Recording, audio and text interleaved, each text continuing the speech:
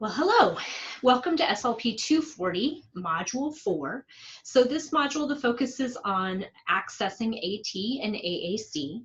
So we'll do a review of the information within Module 4, and then if you have any questions, feel free to email me at any point.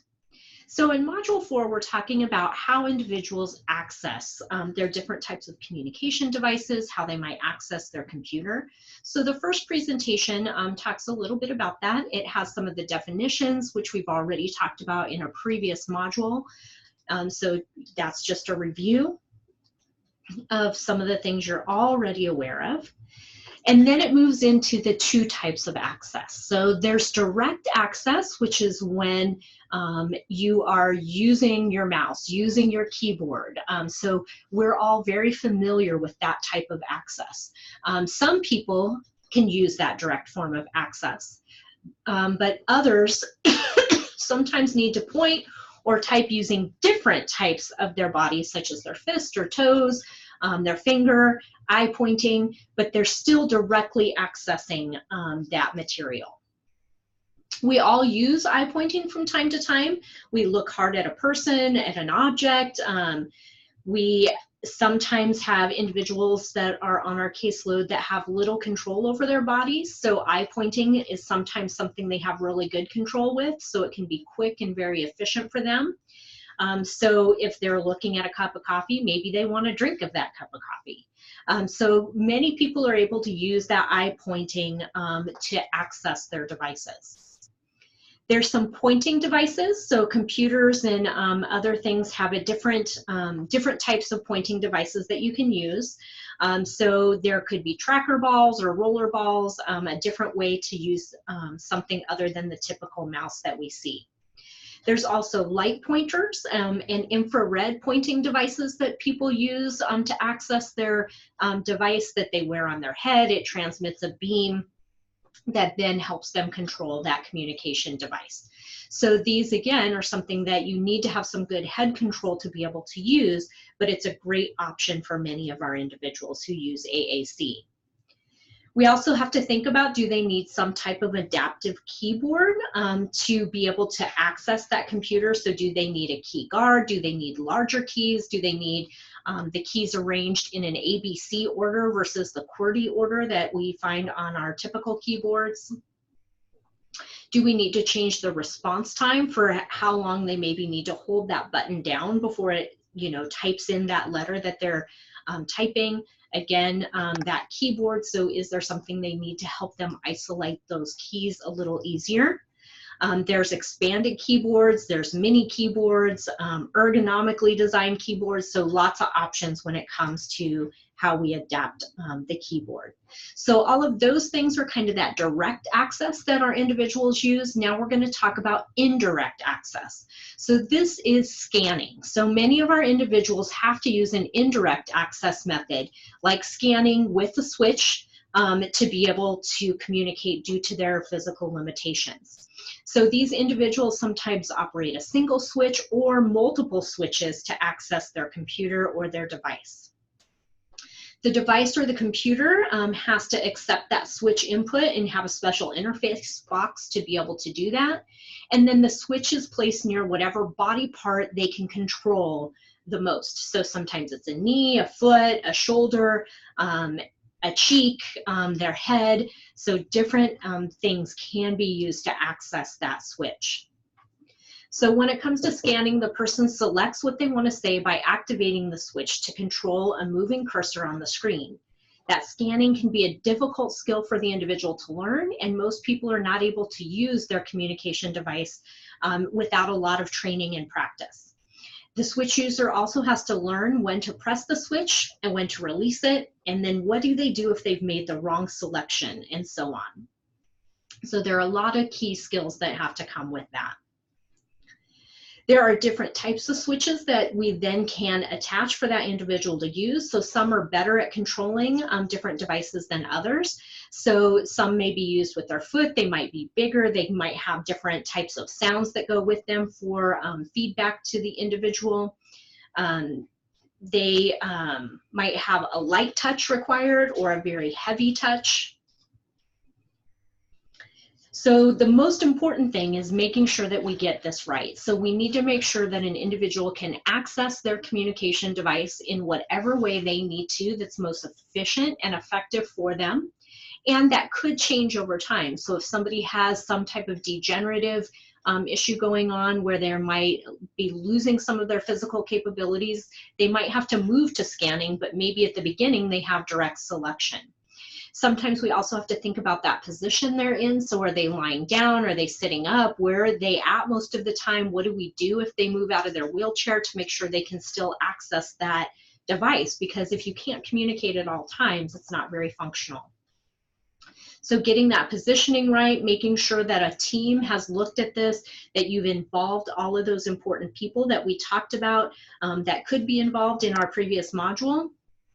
And then again, using different resources that are out there. So this presentation comes from a group called Communication Matters. So, they're a group that's out there. There are lots of groups in every state that help our individuals with communication.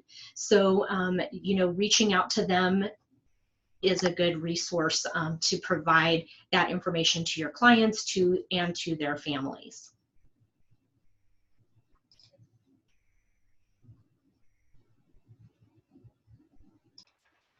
All right, so the next presentation within this module talks about universal design.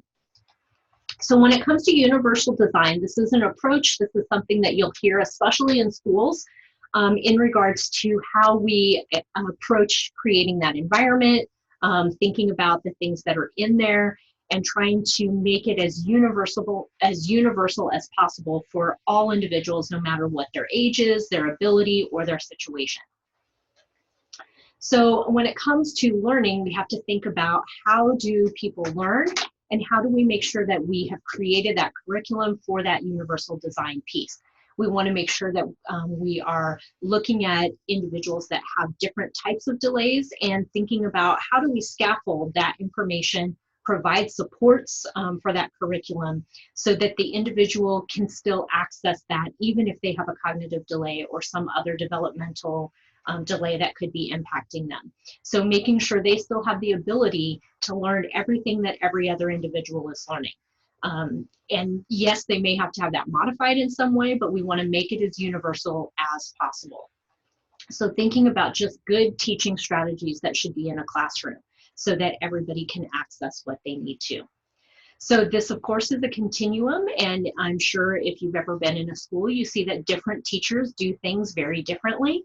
And you'll see some classrooms where a teacher is able to modify and provide an environment with lots of accommodations and supports and scaffold information. And then you'll find another teacher who isn't very good at that. So thinking about how our students are in these classrooms and what types of supports that just happen within the classroom for them. And thinking about how do we vary their curriculum? How do we make things as flexible as possible so that we can accommodate the difference between our learners in the classroom? So to do that, we think about multiple means of representation. So we want to make sure learners can acquire information and knowledge in different ways. We want to make sure that they can demonstrate what they know in different ways. So I've had students who have demonstrated what they know verbally versus in writing because they have a difficulty and a disability in the area of writing. So how do we allow them that opportunity to still show you what they know, but in a way that's easiest for them? And then, of course, engaging them. So, the more engaged a learner is, the more they're going to try and be into that learning and that module and think about what they need to know about that information. So if they're not engaged, they're going to be less likely to participate. You're going to see decreased motivation. You're going to see more behavior and some other challenges because they're not motivated. So in thinking about our role and how we can support teachers with that challenge, thinking about how we can help them understand how to be flexible in their instructional materials, their techniques, their strategies, we try to help them understand what differentiated instruction is. So how do we present information, the what of learning in a variety of ways? How do we demonstrate the how of learning and let those students express that in a variety of ways. And then how do we stimulate that interest and motivation, or the why of learning? So hopefully you noticed how that kind of just recaps in a little different way what we just talked about on the prior slide. So a universally designed curriculum is designed to meet the needs of as many users as possible, being as cost efficient as possible, least time consuming, and that hopefully we don't have to make a lot of changes after the fact. And how we do that is a lot of times part of the assistive technology area that we're talking about. So we use these different types of assistive technology to help create that universally designed curriculum. So we can use it to enhance existing skills. We can use it to compensate for missing skills or abilities, to support their success at their level of ability. So maybe they can't do 5th grade work, but they can do 3rd grade work. So how do we support that? And then how do we make an impact on their performance so that they're constantly moving forward, even if they are behind in a certain area? So this assistive technology can help provide a higher level of independence. It can improve their quality of life, increase their productivity, enhance how they perform. It can expand their educational and vocational options as they leave the school setting and begin their young adult life. It can increase their success within their regular general education programming and or within their special education programming. And hopefully by putting in some assistive technology, we can reduce the amount of support services that an individual needs, because then they can do things a little more independently.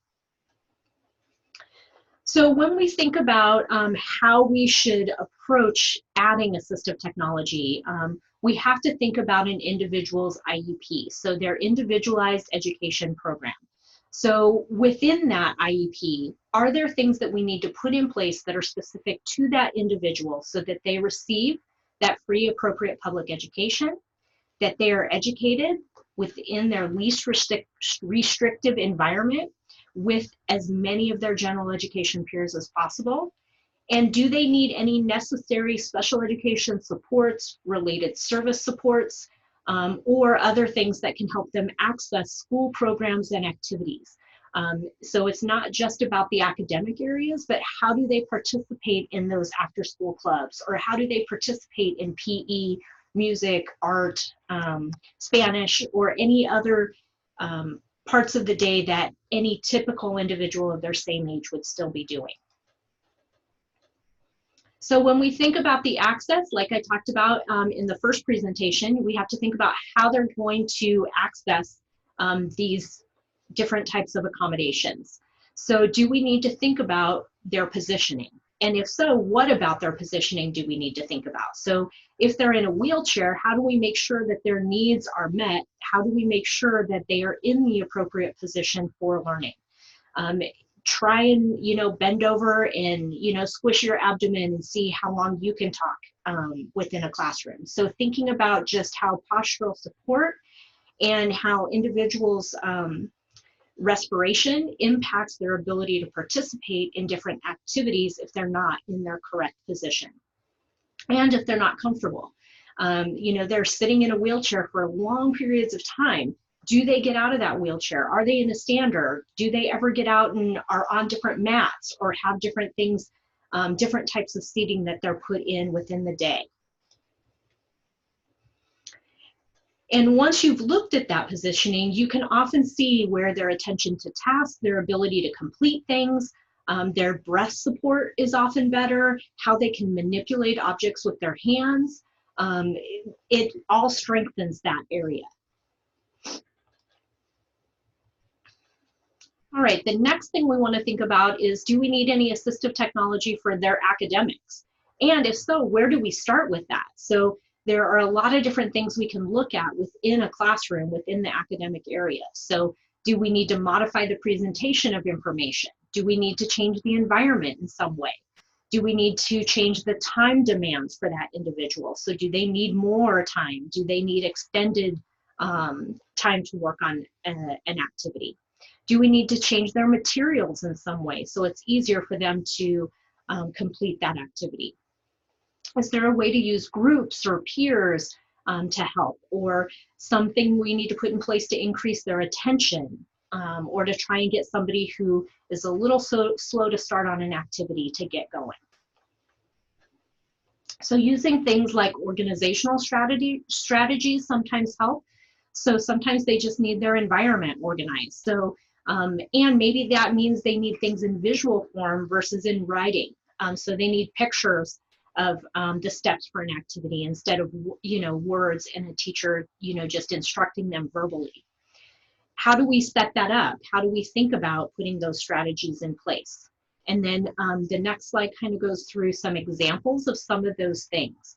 And you'll see a lot of these within this course because there are so many low-tech assistive technology things that you can use, such as some of these examples. So using different types of stickers, using scissors, using Post-it notes of different sizes, using color coding, using highlighters or timers, different types of headphones. All of these things are assistive pieces of technology that we can put in place to help somebody in those areas. And then as you move into the academic areas, are there specific things related to that, yes, it helps with organization and that piece, but it could also help with reading. Or do we need something specific to reading? Like, do we need larger print for the individual? Do we need their story to be read to them? Do they need reading software or screen reader or text to speech? Do they need different types of tools for their writing? So do they need fatter pens or pencils or different types of grips? Do they need some type of a special keyboard to help them type versus writing if writing is too difficult? With math, do we need to give them special paper with raised lines on it? Do we need to format their math problems for them? So are they able to do it, but they need help aligning those numbers? So thinking about any manipulatives we could help them with are also assistive technology. And then of course for communication, how do we support their verbal communication? How do we give them an alternative to oral communication if that is difficult or challenging or something that they're not using that verbal communication to the level that we would like them to? How do we think about assistive technology for that? So thinking about low or light tech, these are things that are very inexpensive. They're easy to find. They're usually something that you can create on your own. You can use different things like props or choice boards. So you do gather different things that can help with that communication piece.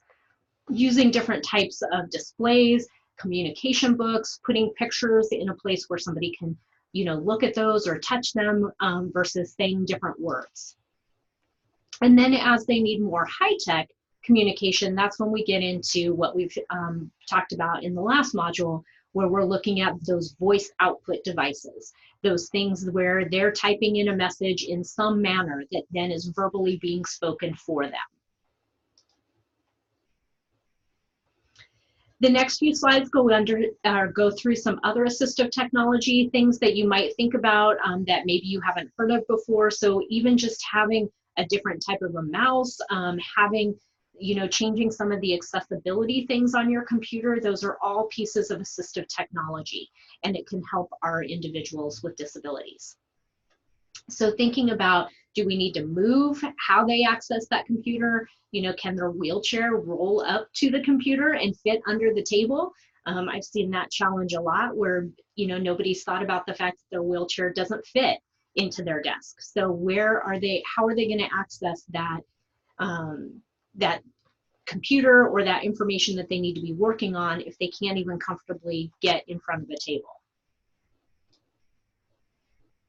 And then, like I said, a few more, some computer assistive technology, some more access tools, different things that you can think of for special populations, such as individuals with hearing impairments, individuals with visual impairments, some things that relate to daily living. So in the schools, this is something, we work on in preschool. We work in more of our self-contained, our life skills programs. Do we need to be teaching them personal care, grooming, cooking, dining, just how to take care of daily living skills. So that often becomes a part of their programming. So to summarize, just some key points to remember about universal design and using assistive technology is that AT devices, these things that we talked about, they're just tools. They serve as a means to an end, but they're not the end themselves. So in many cases, our students with disabilities can be assisted with a task using very low cost things or changes to the environment. So think simple. It doesn't have to be something complicated. AT value goes beyond that initial cost. So if it's something that makes somebody more independent, more successful, that initial cost gets outweighed pretty quickly. As you can see, assistive technology is low tech, high tech. It can range from no cost to very expensive. And we'll talk more about that in the future modules as we go through some of those different types of technologies. And of course, thinking about how assistive technology is always an ongoing, continual process. So we might put something into place in first grade that works great, but maybe by the time they get to third grade, we need to think about something different for that same area. All right, so just to kind of wrap up this module, you have your vocabulary. So you have the 2 presentations that we just reviewed. You have some additional reading information regarding direct versus indirect access, being direct selection versus a switch user. So make sure you read through that information. There's a few additional web resources for you as well. And then you have your assignments for this module. So one of your assignments is to think about that universal design for the classroom, how you can use assistive technology. So you need to write a paper about that information. So please make sure you look at the information in the rubric for how you will be graded on that as well. And then there is a media assignment. So you do need to use both audio and video for this assignment. So you need to be able to verbally explain the difference between direct access and indirect access and talk about the difference between those 2 things. So be sure to include why someone might be using a switch and those different types of scanning that go with the indirect access point. Make sure before you do your recording that you read through the rubric. So for this assignment, you are graded on a variety of different things. So this is an oral communication assignment, so you will be graded on your articulation. You'll be graded on, are you using both the audio and the visual in your presentation? Are you maintaining eye contact? Are you using appropriate facial expressions? Do you use any gestures? What language use have you chosen to explain that information? And then of course, movement, body control, posture. Were you prepared for your video? Did you use correct pronunciation? And how was your rate of speech and your volume and pitch? So make sure you take a look at that and you think about that. Practice your video a few times before you do it.